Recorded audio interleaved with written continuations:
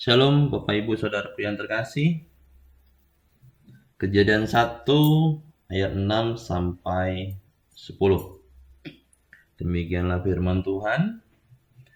Berfirmanlah Allah, jadilah cakrawala di tengah-tengah segala air untuk memisahkan air dari air. Allah menjadikan cakrawala dan ia memisahkan air yang ada di bawah cakrawala itu dari air yang ada di atasnya. Maka jadilah demikian. Allah menaungi cakrawala itu langit, lalu jadilah petang dan jadilah pagi. Itulah hari kedua. Berfirmanlah Allah, hendaklah air yang di bawah langit terkumpul pada satu tempat sehingga kelihatan yang kering. Maka jadilah demikian. Allah menamai yang kering itu darat, dan kumpulan air itu dinamainya laut. Allah melihat bahwa semuanya itu baik. Bapak Ibu, ini adalah sebagian dari kisah penciptaan. Akan tetapi di luar Alkitab ada banyak klaim yang sama mengenai mitos tentang penciptaan. Ada banyak kisah di luar sana yang mirip-mirip. Termasuk yang saya ambil contoh dari yang dekat dengan bangsa Israel, yaitu dari Epik Babel. Bangsa Babel sendiri juga memiliki mengenai cerita atau kisah mengenai penciptaan. Bangsa Babel itu munculnya kisah ini itu dari timur dekat kuno. Nah, itu mirip sekali dengan catatan yang ada dalam Alkitab tentang penciptaan dalam Kejadian 1. Nah, akan tetapi, walaupun isinya mengenai kisah penciptaan, akan tetapi ada ketidaksamaan mengenai kontennya. Nah, perbedaannya di sini. Kitab Kejadian 1 isinya sama sekali tidak meniru dari kisah mitos Babel. Melainkan isinya adalah gambaran dan bagaimana tuntunan Allah terhadap dasar-dasar teologi. Sedangkan di bukunya Epik Babel itu judulnya Enuma Elis. Nah, di dalam buku itu diceritakan bahwa para dewa dalam mitos Babel itu memiliki sifat barbar dan juga amoral. Bagi saya sih itu kisah pelin-pelan sebenarnya, di mana isinya itu ada saling berbantah-bantahan. Ya, kalau kita lihat film-film yang dari kisah Yunani, dari film-film yang diangkat dari dekat-dekat Roma situ, mereka membuat gambaran para dewanya itu dalam sosok yang punya kekuatan tapi bisa mati.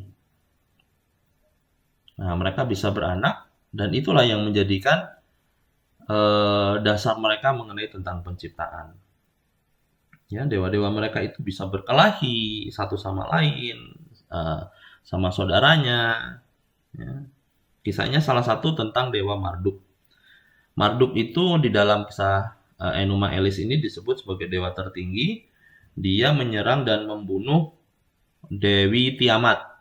Dewi Tiamat itu punya gelar yang cukup top, yaitu ratu atau ratu dewa, ya, ratu para dewa. Nah, setelah Marduk membunuh Tiamat, kemudian membelah separuh dari tubuh si Dewi Tiamat ini menjadi langit dan separuh lagi menjadi bumi.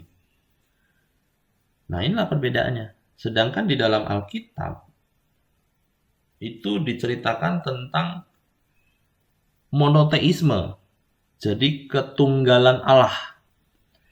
Hanya Allah dan berfokus pada Allah. Tidak ada yang lain. Yaitu monoteisme Kejadian 1. Di mana seluruh ciptaan itu ada ya karena perintah atau firman Allah satu-satunya. Allah yang kudus dan Allah yang benar. Tidak ada referensi atau catatan mengenai sosok lain selain Allah. Nah, hal inilah yang membedakan antara kisah-kisah penciptaan, begitupun dengan kisah penciptaan yang saya baca dari buku-buku yang lain. Jadi perbedaannya amat sangat mencolok, bagaimana ada banyak dewa-dewa yang disebut juga menciptakan atau ambil bagian dalam penciptaan. Itu sama sekali tidak tepat. Dan menjadi rancu, dan inilah yang menjadi akar kejatuhan dari para pemimpin Israel dalam perjanjian lama. Nah, di dalam Wahyu 4 ayat 11 dikatakan begini. Ya Tuhan dan Allah kami, Engkau layak menerima puji-pujian dan hormat dan kuasa. Sebab Engkau telah menciptakan segala sesuatu, dan oleh karena kehendak-Mu semuanya itu ada dan diciptakan. Nah, menurut kitab Wahyu, satu-satunya penyembahan yang kekal di surga, ya, di bumi dan di surga, itu hanya berfokus kepada Allah, yaitu Sang Pencipta. Hanya Dia Allah yang layak menerima puji-pujian dan hormat dan kuasa. Sebab Engkau Allah yang menciptakan segalanya. Kitab Wahyu sudah mempertegas. Kitab Wahyu kita tahu itu bagian dari akhir Alkitab. Bagaimana para nabi mencatat melalui hikmatnya yang diberikan Tuhan untuk memperlengkapi kita manusia. Bagaimana kita juga menerima hikmat yang sama dan kuasa yang sama. Supaya kita juga tidak jatuh dalam ujian dan pencobaan atau penyesatan pada penyembahan. Jadi sekali lagi Bapak Ibu, penyembahan berhala itu bukan melalui konteks yang mudah kita pikirkan. Tapi ada banyak yang membuat kita jatuh. Jadi konteksnya itu, mohon maaf, tidak hanya berfokus pada beberapa yang digambarkan secara umum, tapi konteksnya itu luas. Nah, kedepannya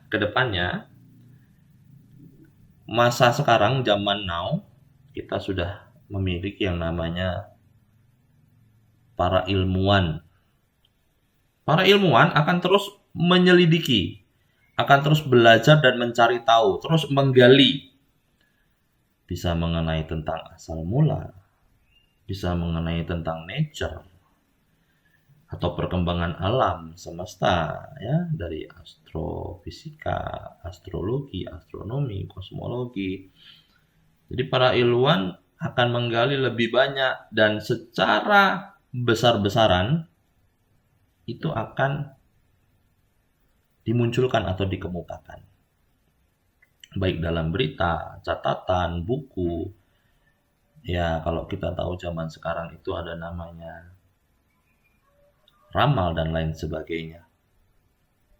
Nah, hal-hal inilah sekali lagi saya ingatkan bagaimana kejatuhan para pemimpin dan bangsa Israel pada perjanjian lama jatuh dalam pemujaan berhala. Dan itu menjadi kekejian buat Tuhan. Nah, saat ini bagaimana kita melihat itu semua juga akan mulai berkembang. Nah, kita cuma perlu memahami satu hal, yaitu secara teologis. Yang saya garis bawahi begini. Kita cukup mengenal bahwa Allah lah, Tuhan lah, Kristus lah yang menciptakan segala sesuatu menurut kehendaknya. Dan kita perlu bersukacita atas semua karya Allah. Itu yang paling penting. Dan itu pula yang membuat para nabi tetap berdiri teguh dan kokoh. Jangan sampai jemaat dan para anak-anak Tuhan ini jatuh dalam ujian dan pencobaan. Hal yang sama yang terjadi dalam perjanjian lama.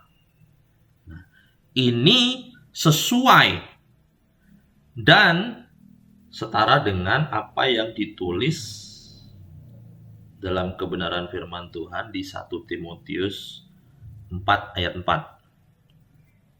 Dikatakan begini, karena semua yang diciptakan Allah itu baik dan suatu pun tidak ada yang haram, jika diterima dengan ucapan syukur. Jadi sekali lagi, bagaimana kita menyingkapi setiap kebenaran akan yang ilahi, bagaimana setiap kebenaran yang mungkin akan membawa kita dalam kedalaman tentang Tuhan dibandingkan dengan pemberitaan daripada